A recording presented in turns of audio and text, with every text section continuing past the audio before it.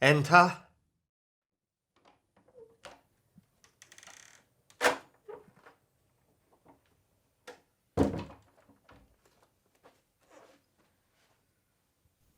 You may sit.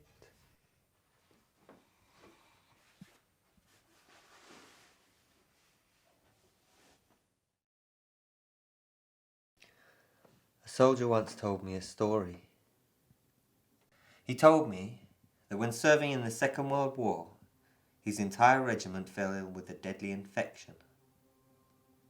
Within days, everyone in the camp was infected, including him.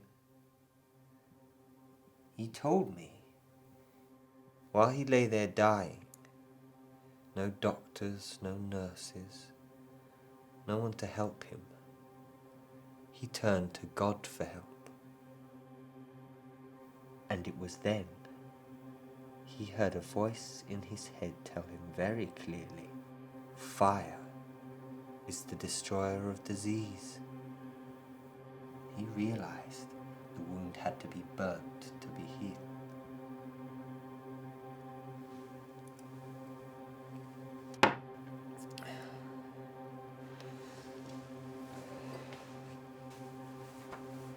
That soldier was part of a Nazi regiment that had just swept through town after town, killing innocent women and children. Yet he survived. He lived to tell me this story.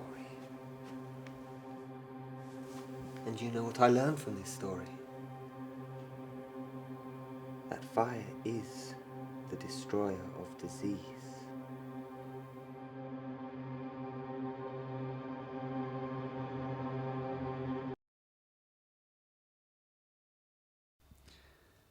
So what is it about fire that makes you feel this way? Freya. Look, you've come to me to find the root of your obsession. We start by addressing the most simple question. What is it about fire that you like?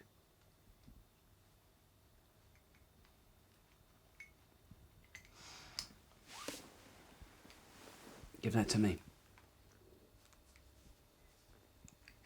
Freya, I can't help you if you don't trust me. Give that to me.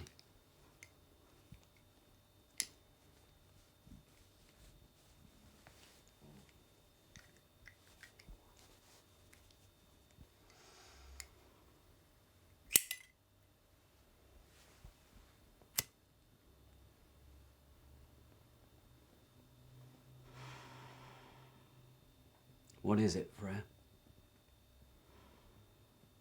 It's just a flame.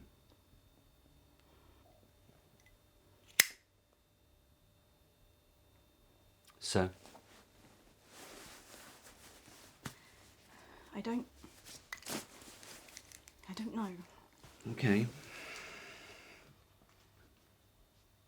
Why don't you, let's get to the beginning. Why don't you tell me about your family? I believe I've already met your brother. And your parents? What about your mother? My mother died when I was a baby. And your father?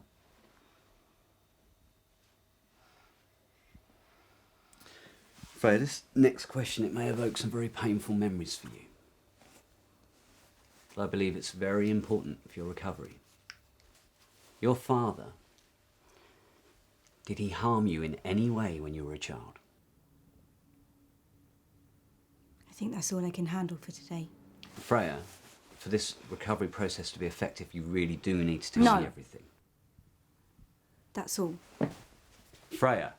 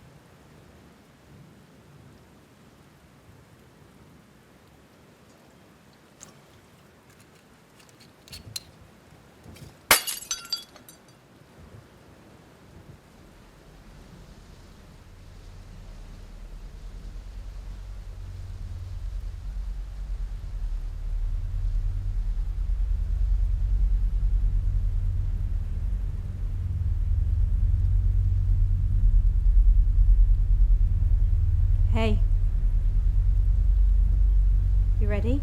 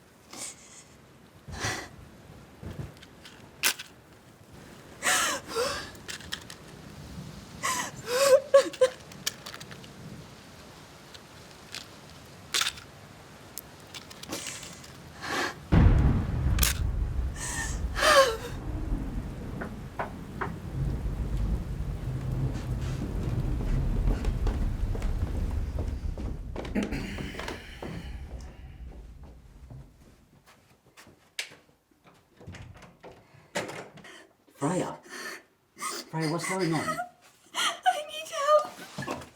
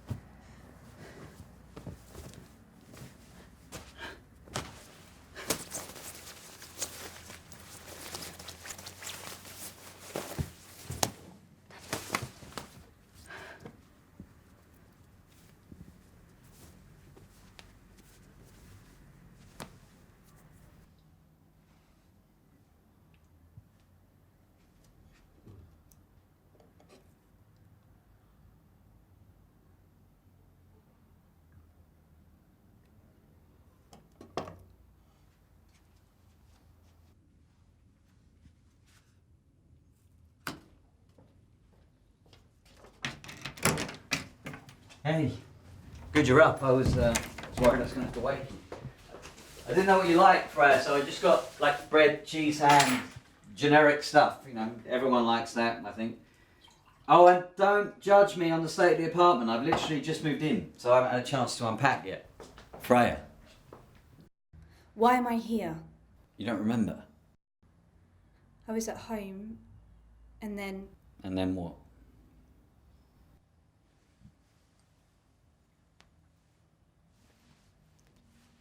You knocked on my door in the middle of the night. And you were in a bad way. I mean, you were in a bad way. I eventually managed to calm you down, which took a few hours. Your temperature was spiking. You were in and out of consciousness.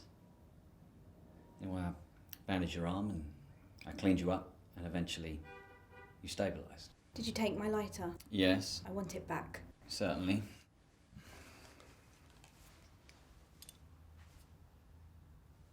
After you tell me what this lighter means to you.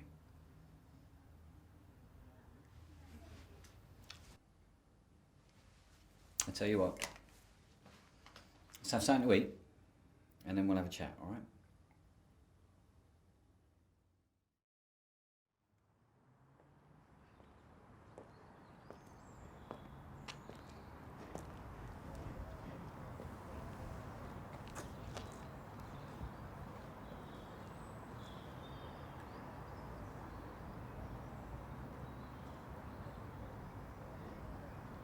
I already told you my mother died when I was a baby.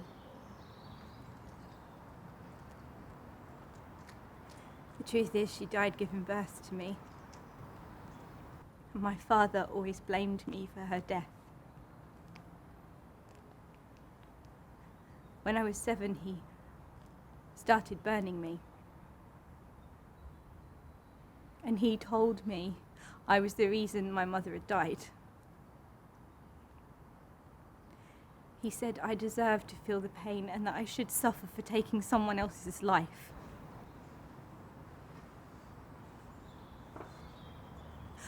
And I believed him.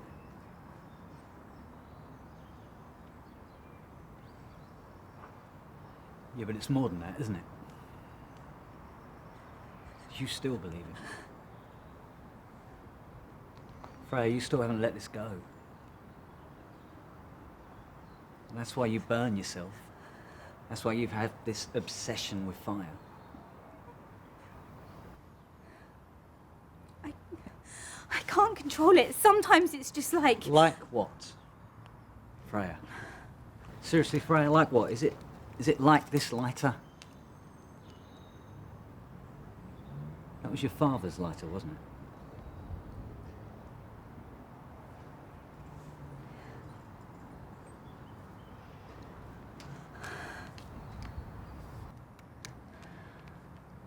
Freya, listen to me.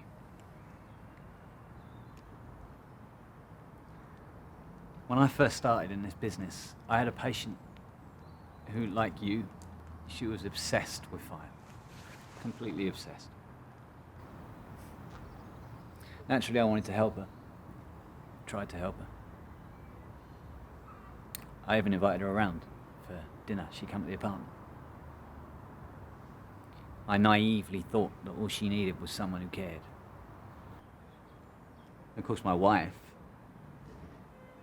she was extremely unhappy. You know, I'd invited a patient into our personal home. And she didn't trust this girl at all.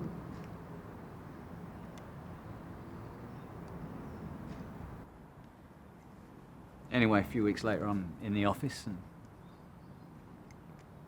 doing some unimportant paperwork. The phone rings. I answer the phone. And there'd been a fire in my apartment.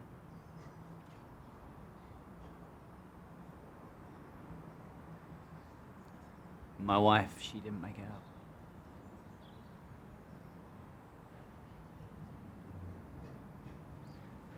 Point is I don't believe you're that girl. I think you're damaged. I think you've seen how cruel life can be from the very start of yours. But I don't believe you're that girl. I think you need to let it go. Freya, take the lighter.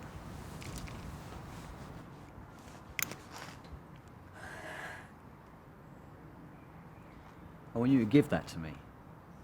But when you give it to me, that's it. That's the last time you touch that lighter. You give it to me. Freya, I want you to turn around. I want you to put that lighter in my hand. Just turn round and let it go. You've got to let it go. Move forward. Come on, look. I can't. All right. It's all right, you're not ready yet. It's okay. Tomorrow, 10 a.m., yeah? We'll meet and we'll talk about this. And we'll deal with it once and for all. Freya, I need to know you're going to be there. I'm not going to be there if you're not going to turn up. Tell me you're going to turn up tomorrow. I'll be there. No problem. Promise me? Okay. Can I take you somewhere? No. I just want to stay here for a bit and think. Look, I'm going to leave you, all right? Give you some time. Okay.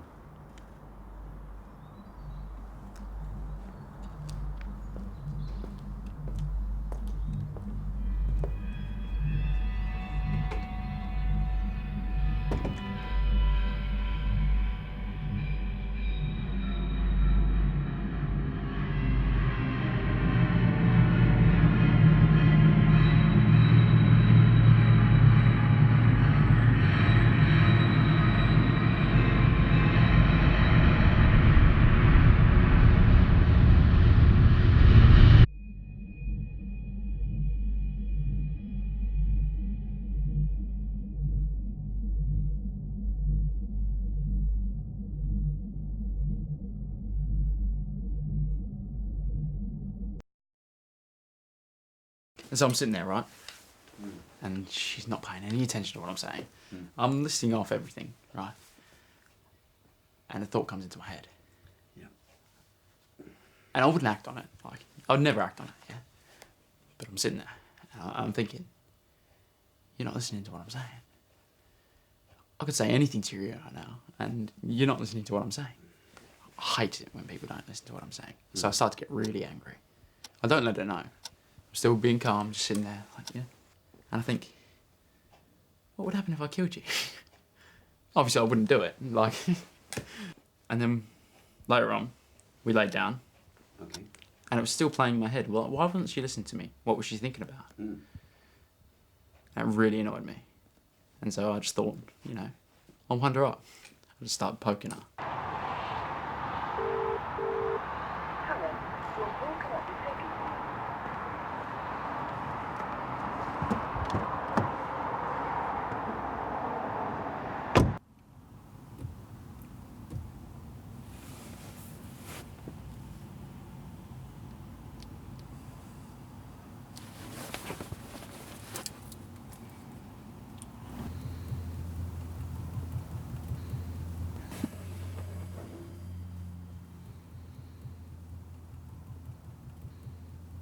Hey John, it's Roberts here. Yeah, I'm really good, buddy, thank you, I'm really good. Look, I kind of need a favour. Is there any chance you can run an address for me? No, everything's fine, mate. Everything's fine, I just need this favour. The name you're after is Freya Taylor, right? That's Freya, F-R-E-Y-A Taylor. Okay.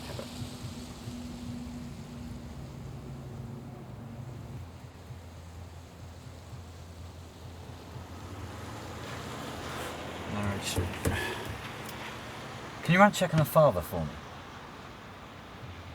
No, unfortunately not.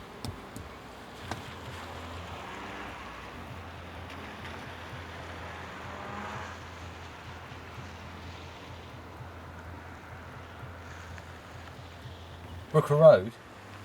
Yeah, I know Brooker Road. You got a number for that?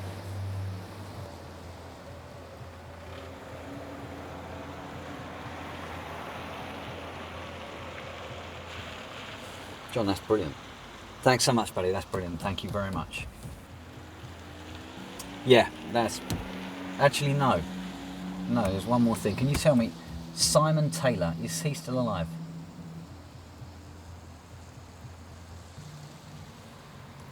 Brilliant. John, look, thanks for this, buddy. I owe you one, all right? Thank you. No, I'm fine, buddy. I'm absolutely fine. I've got to make a move, all right? It's good to speak to you. Cheers, mate.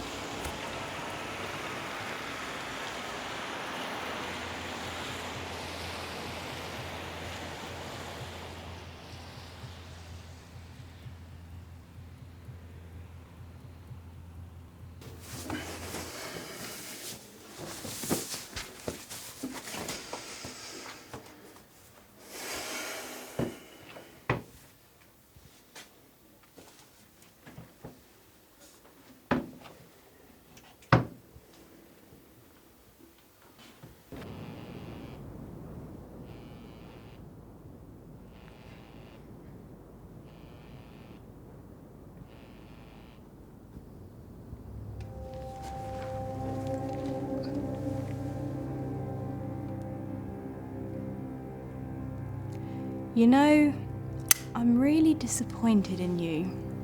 Why? Because I'm trying to sort my life out. Because I'm trying to move on. You're like a child.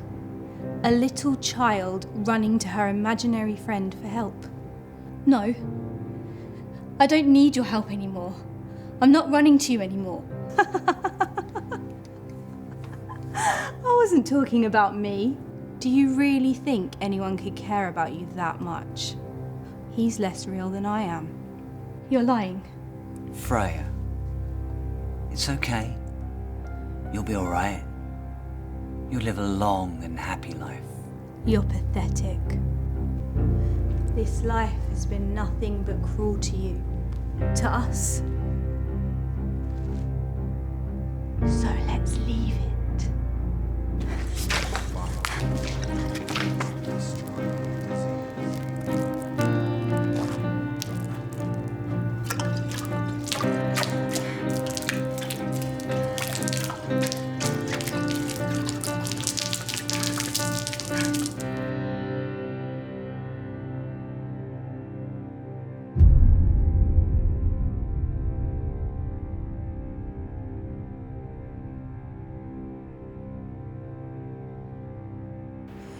Freya!